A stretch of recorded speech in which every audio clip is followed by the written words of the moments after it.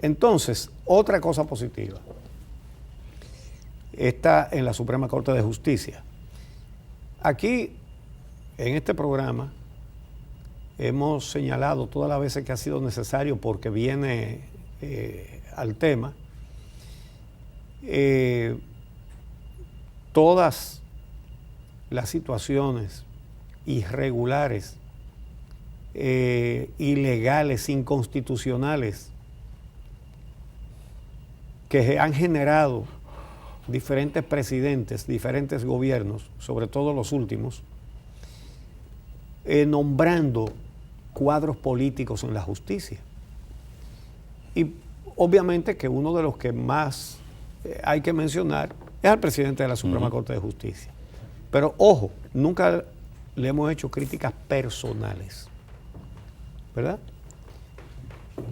Nos ha parecido, nos sigue pareciendo y nos seguirá pareciendo que es una barbaridad que siendo él miembro del Comité Central del Partido de Gobierno lo hayan puesto presidente de la Suprema Corte de Justicia. Ahora bien, eso no tiene nada que ver con lo personal.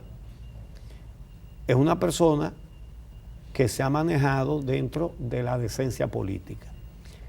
Y me parece que su peor ejecutoria pública es haber aceptado la presidencia de la Suprema Corte de Justicia. Ahora, diferentes abogados están comentando favorablemente medidas que ha adoptado. Ahora se comienza a trabajar a la hora que hay que comenzar a trabajar. No se retrasan las audiencias. En fin, se están tomando una serie de medidas. Es un cambio significativo con lo que era la anterior presidencia de la Suprema Corte de Justicia. Pero dentro de todo eso, tiene mucha relevancia una decisión tomada en el día de ayer por el Consejo del Poder Judicial que preside el presidente de la Suprema Corte de Justicia. Y es que prohibió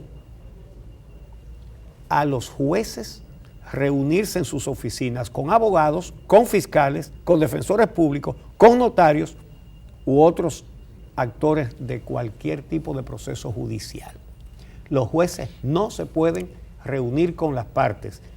Y eso es una costumbre que hasta el día de ayer fue común y cotidiana. Gravísimo. Pero como aquí nada es nada, sin embargo, se le ha puesto coto a una mala práctica, a una perniciosa práctica, contaminante de la justicia, de la misión de la justicia. Entonces,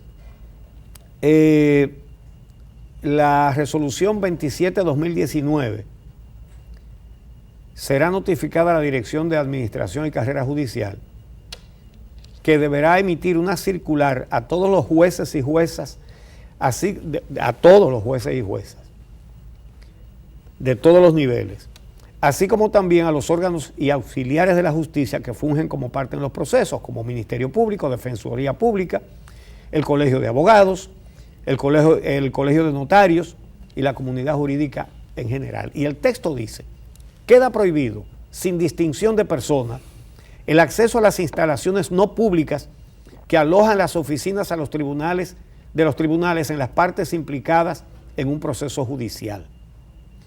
Asimismo, las partes envueltas en un proceso judicial tienen acceso a las salas de audiencia solo a través de las puertas públicas del tribunal. Nunca a través de las puertas que conducen al despacho de los magistrados. Qué bien está esa disposición. Cuando dice que queda prohibido el acceso a las instalaciones no públicas, quizás alguna gente que no está muy familiarizada con esto se pregunta, pero ¿y la justicia no es pública? Bueno, a lo que se refiere esta prohibición es que considera las partes públicas las salas de audiencia. Es decir, lo que está diciendo es dónde usted va a hablar con el juez en la sala de audiencia. Usted es abogado de una parte y tiene algo que plantear, plantéelo en la audiencia y no en la oficina. La parte no pública, de acuerdo con esta decisión, es el despacho donde usted va a hablar aparte con el juez. Usted no puede hablar aparte con ningún juez si usted es una parte de un proceso. Y los jueces no pueden permitir que nadie se le acerque a tratarle nada. Oiga, ni jueces ni fiscales, y algunos se preguntarán, pero los fiscales son parte del Estado. Sí, pero son una parte en el proceso, porque es la parte acusadora. Así es. Entonces, ningún fiscal puede tampoco reunirse con los jueces. El fiscal tiene que demostrar en audiencia la culpabilidad de su imputado. Así es. Entonces, con pruebas. Entonces, esta decisión fue asumida en atención a los principios 14 y 15 del Código de Comportamiento Ético del Poder Judicial, que dispone que los jueces y el personal administrativo del sistema deben evitar todo tipo de comportamiento que pueda reflejar favoritismo, predisposición o prejuicio y mantener una posición equidistante con los usuarios, así como exhibir una conducta neutral respecto de quien demanda un servicio. Esto viene a cuento, por ejemplo, para recordar barbaridades que se han hecho. Guido Gómez Mazara demostró, hasta con fotografías, reuniones de miembros del PRD Miguel Vargas con varios jueces del Tribunal Superior Electoral anterior. Así es. Reuniones. Lo visitaban en su casa. En su casa. No en su despacho, en la casa. En su casa. Entonces, el presidente de la Suprema Corte, Luis Henry Molina, informó que para asegurar el cumplimiento de los principios del Código de Comportamiento Ético del Poder Judicial,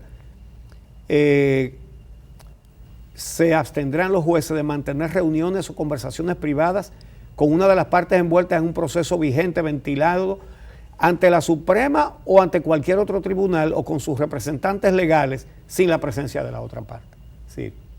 No puede haber una conversación de un juez con una parte de un proceso si no está presente la otra parte. Esto es muy saludable para la impartición de justicia. Dice el presidente de la Suprema que con previa verificación de que existe una causa justa en caso de celebrarse, su despacho ejecutará un protocolo que permita valorar la pertinencia de la solicitud y, oiga, otra cosa buena, guardar las evidencias de la reunión cuando algunas de las partes involucradas en un proceso soliciten una cita o reunión con él. Es decir, la reunión entonces debe grabarse y tomarse nota. Claro. Y guardar eso como evidencia ante cualquier eventualidad. Óigame, muy bien. Y otra buena, dentro de una mala noticia, la mala noticia es que un cabo de la policía murió en San Víctor, Moca, de un disparo. La policía inmediatamente informó que el disparo salió del revólver de un raso de la misma patrulla y que fue accidental. Como esto se dio en el escenario de una patrulla de la policía en prevención de desórdenes por una convocatoria a huelga que hay en San Víctor Moca, la policía al menos no aprovechó esto para endilgárselo a los huelguistas, sino que muy oportunamente, porque lo dijo de una vez, especificó que el cabo Ramírez Martínez Canario, el cabo Ramírez Martínez Canario murió por la herida que le causó un disparo que se le escapó al raso Jesús Alberto Santana Díaz, que de todos modos ha sido traducido a la justicia para que la justicia compruebe lo que pasó en ese incidente. Uchi, hay otro de los temas importantes que han estado saliendo en estos días, o este tema ha estado saliendo, es el que tiene que ver con el presupuesto presentado por la Junta Central Electoral para el próximo año 2020.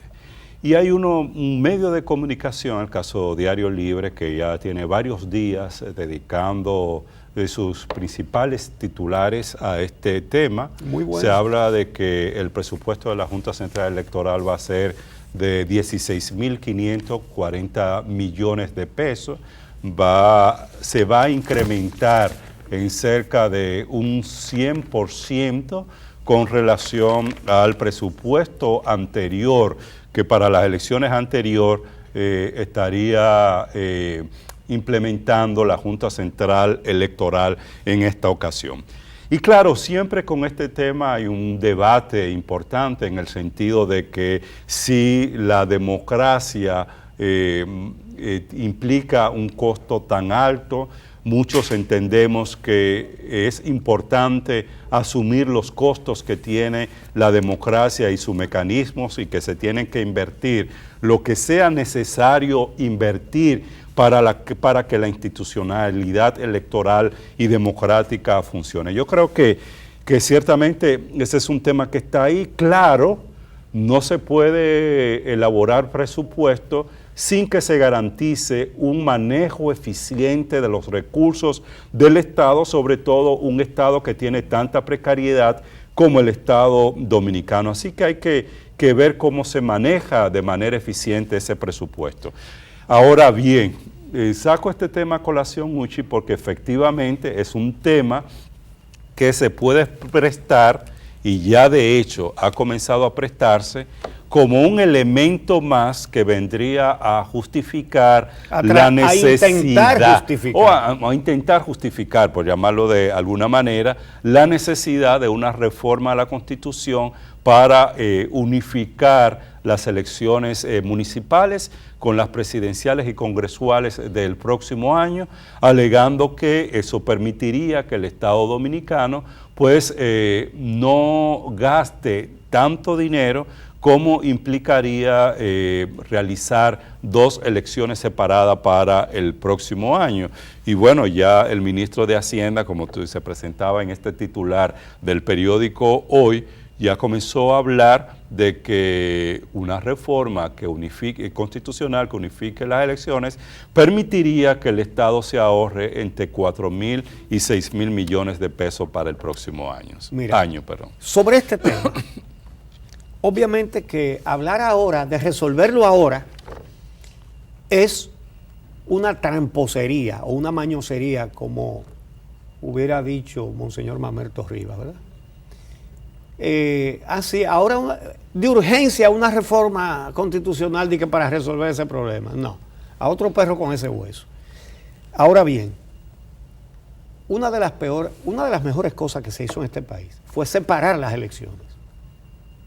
Y una de las peores cosas fue reunificarlas. Y peor que esas dos peores, ¿verdad?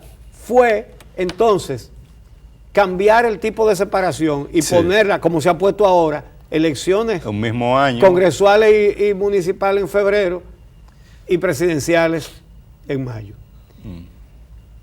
La mejor fórmula es mantener separadas las elecciones, pero a 2 años.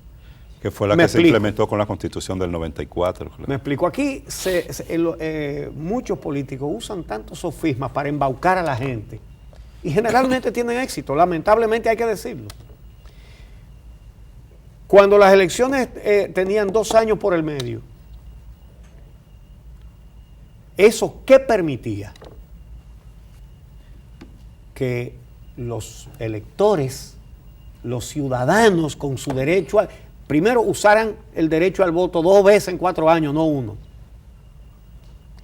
El único día en que el pueblo, en que el ciudadano tiene el poder es el día que vota. Y se lo quisieron reducir y decían, votan 2 veces, eso es demasiado. Eso es peligroso. Ejercen el derecho a castigar al que gobierne mal 2 veces en 4 años, no. Ajá. Pero entonces le comenzaron a decir a la gente, ¿qué tantas elecciones? Y la gente que está harta de lo político se dejó embaucar por eso. Sí, hombre, ¿qué tantas elecciones? Que las reunifiquen otra vez, que sea un solo día nada más. Es decir, la misma gente admitió, qué bueno que en lugar de yo ejercer mi poder 2 veces, nada más lo voy a ejercer 1. La gente se dejó convencer de eso. Sí. Mira que aquí hablamos en contra de eso. Así es. Entonces, pero, ¿qué permite eso? Que si un gobierno en los primeros 2 años, porque 4 años es mucho tiempo, los gobernantes son que solo hayan poco, pero 4 años es mucho tiempo. Entonces, pero vamos a decir que un periodo de 4 años permite que un gobierno lo haga lo mejor que pueda o lo peor que pueda. Más de 4 años no hay nada más que averiguar ya de lo que ha hecho un gobierno. Ahora, ¿qué permitía la elección a mitad de mandato? Que si un gobierno se portaba bien con los electores, con el pueblo, entonces el pueblo lo podía premiar dándole mayoría congresual para que siga haciéndolo bien. O podía castigarlo y ponerle un Congreso contrario. Y ese derecho se lo quitaron al votante dominicano. Deberíamos volver, claro, eso no es tema para ahora, pero deberíamos volver a eso.